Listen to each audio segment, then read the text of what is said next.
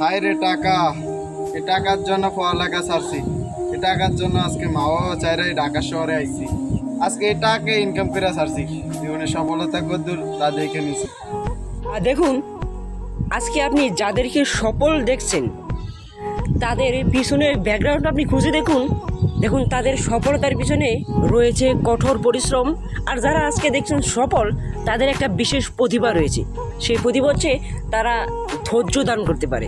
ধৈর্যই তাদের প্রধান প্রতিভা। আর এই ধৈর্য তাদের প্রধান প্রতিভা বলেই তারা আজকে সফলতার শীর্ষে। সফলতাই এমনিতে আসে না।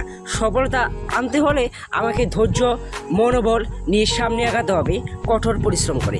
আচ্ছা, হ্যাঁ প্রিয় দর্শক, একটা দিকে আমাদেরকে খেয়াল রাখতে হবে যে এমন কিছু করা যাবে না, টাকার জন্য এমন কিছু আপলোড করা যাবে না যেটা থেকে সমাজ বা রাষ্ট্রের ক্ষতি হয়, বা এ দেশের ক্ষতি হয়, বা দেশের মানুষের ক্ষতি হয়।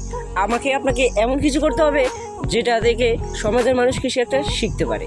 তো প্রিয় দর্শক, দেখুন এখানে এই ভাইটি, আমাদের ছোটো ভাইটি দীর্ঘ 9 মাস পরে এখানে দেখুন ইনকাম করছে। সেখানে তার হাতে প্রায় 82,000 টাকা।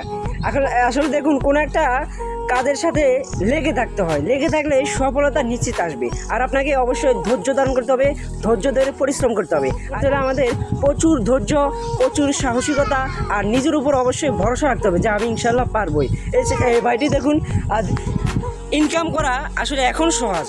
যখন আপনি শুরুর দিক থেকে কঠোর পরিশ্রম করবেন, তারপরে দেখবেন টাকা ইনকাম করা আসলেই সহজ। তবে শুরুর দিক থেকে আপনাকে কঠোর পরিশ্রম ও ধৈর্য নিয়ে, সাহস নিয়ে আপনাকে সামনের দিকে এগোতে হবে। আচ্ছা, তুমি